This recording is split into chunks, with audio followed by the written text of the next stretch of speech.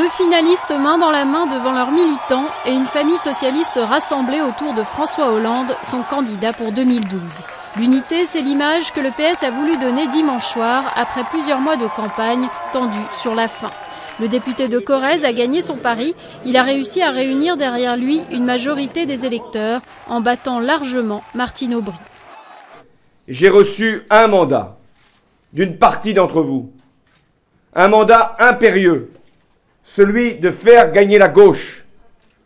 J'y consacrerai toutes mes forces, toute mon énergie. La maire de Lille a immédiatement reconnu sa défaite. Elle a été la première à s'exprimer au siège du PS dimanche soir. Je veux d'abord saluer chaleureusement la victoire de François Hollande. Je mettrai toute mon énergie et toute ma force, et avec moi celle de tous les socialistes, pour qu'il soit dans 7 mois le nouveau président de la République.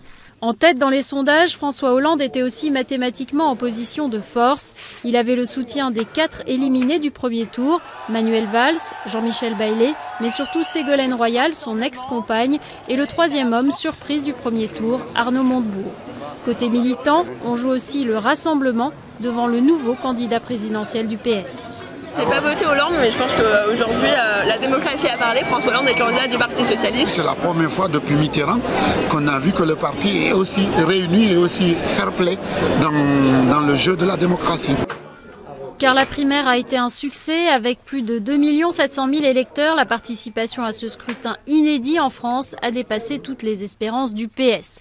À droite, on a minimisé la victoire de François Hollande, un faux suspense pour Jean-François Copé. Mais l'UMP se réjouit à la perspective de retrouver enfin toute sa place dans les médias. Maintenant que la primaire PS est finie, une autre campagne va pouvoir commencer.